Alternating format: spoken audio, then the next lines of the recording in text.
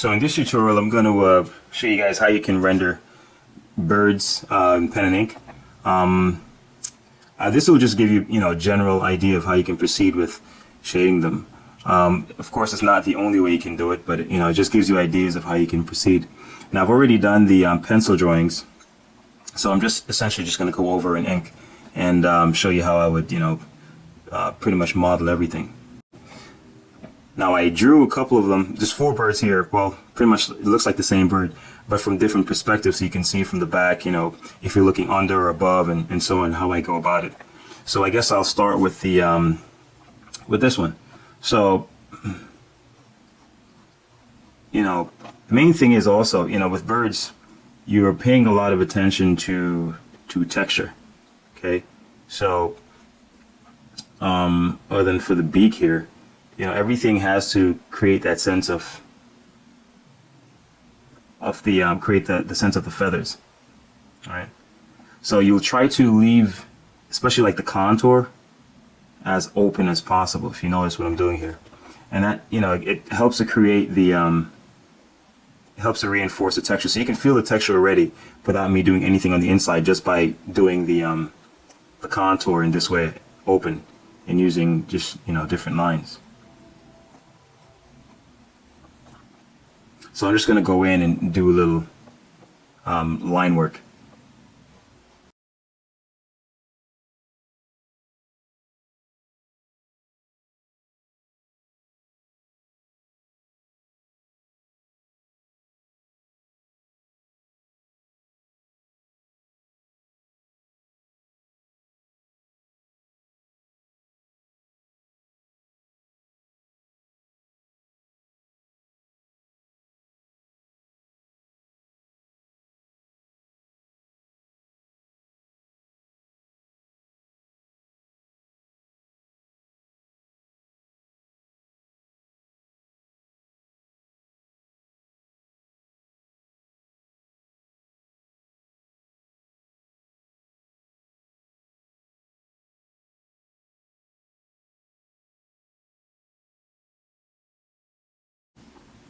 Alright, so this is just mapping out a basic feel for the values. Now, another thing with pen and ink, which is pretty cool, is that sometimes you can just you can indicate by just suggesting.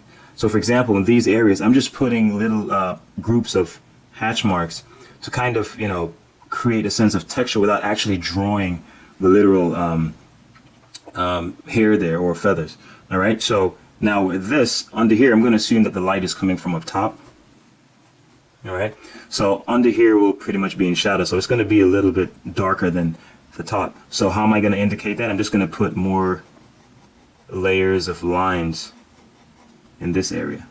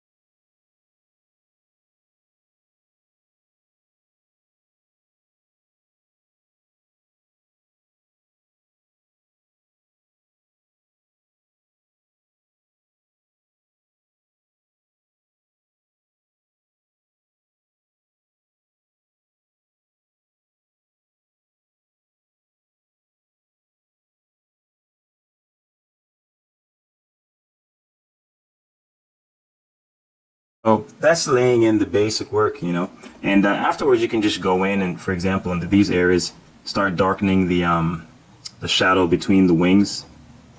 So basically, it's like you're saying, or you're indicating that a shadow is being cast on the feathers that are being overlapped, and that creates some depth.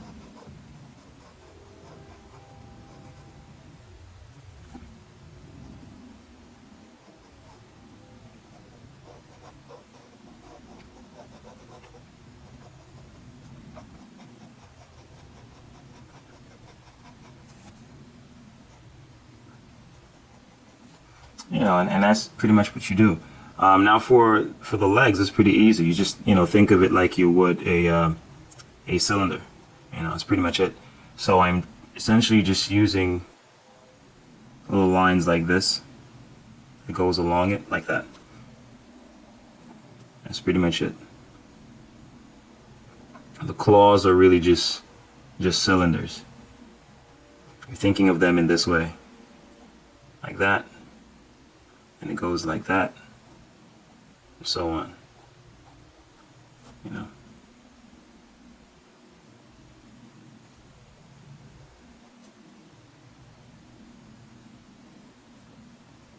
So where it's closer to the body, you're gonna have a little cast shadow that's cast on there, like so. You know. All right. So let's go to this one.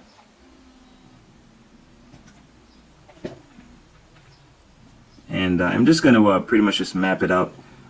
See, I'm thinking of this as a like a form like this, you know, and then I think of the beak as a cone, just like that.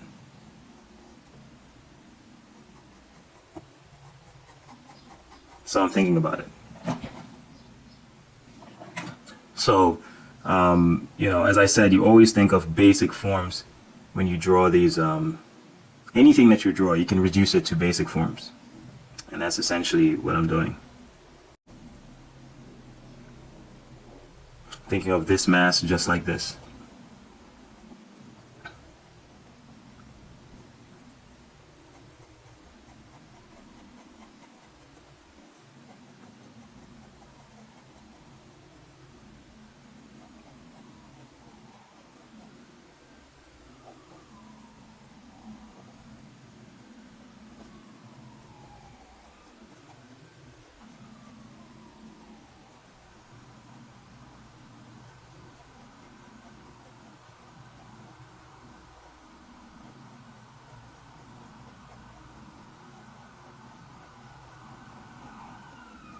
Yeah, I'm using clusters of lines here, like so, but they're grouped together. They're not just spaced out like that.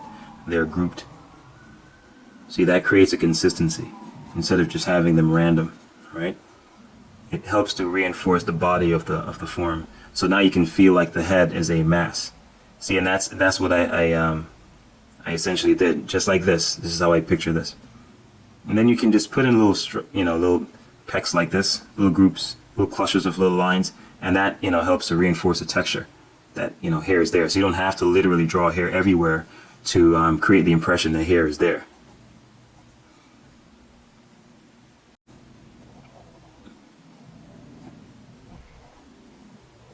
See, at the top, it's not, notice the contour is not as broken at the top, because here you're looking at the top of the feathers as they lay down, and they're longer. So they're more smooth at the top. Here the feathers are shorter, so that's why it will be a little bit more frilly or fuzzy, especially under the bottom, like these places.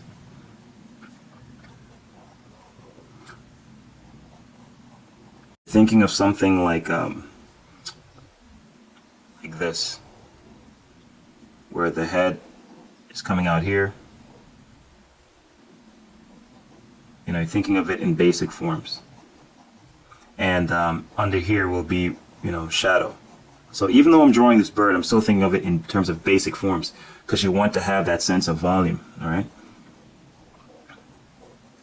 See, the underside under here, for example, I know will definitely be in shadow because it's facing down, all right? And I'm assuming light is coming from up top. Even without putting in details yet of, you know, what it would be.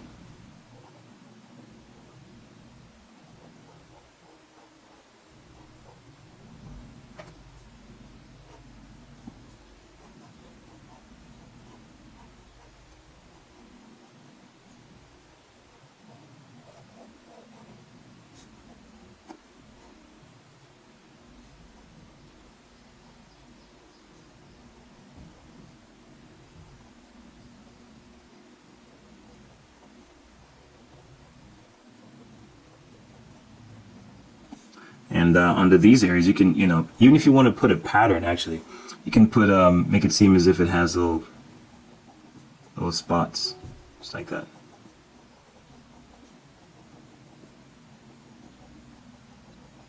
It's really up to you how you want to do it.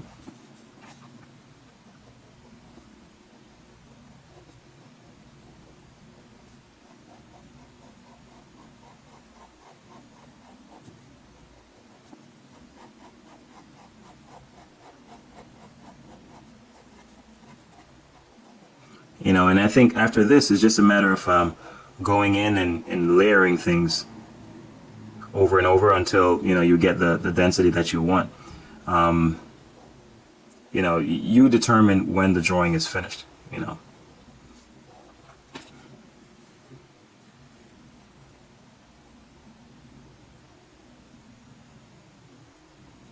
All right. Let's move on to this one. All right. So again, I'm thinking of this as a basic form. This beak here, I'm thinking of it as a cone. Okay, just like that.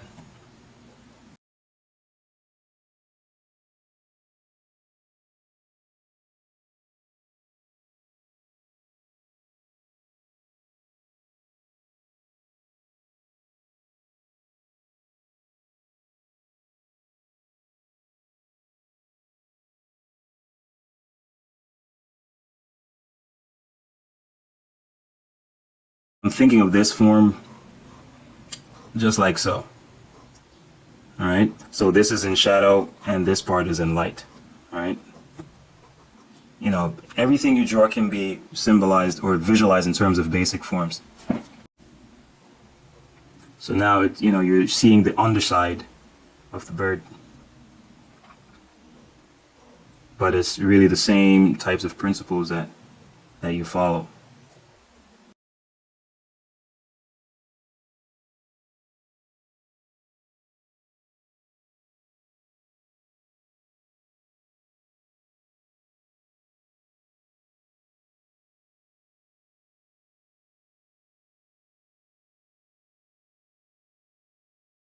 So I'm creating this sense of volume I'm going to be putting this area under shadow.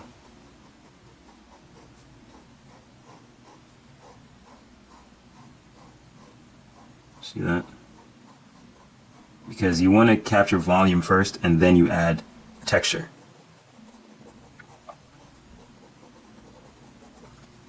Because texture without sense of volume will just look really flat, as if it's just a pattern.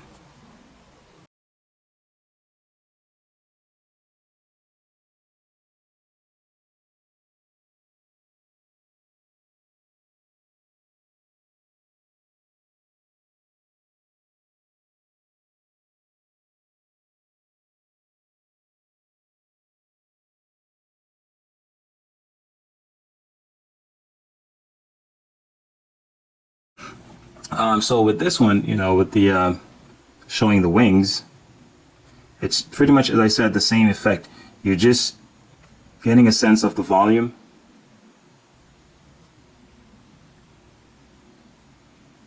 Like I always see the beaks as like they're cones. Just create the highlight in the eyes, and then you just shade it in. So the highlight gives it a little sparkle.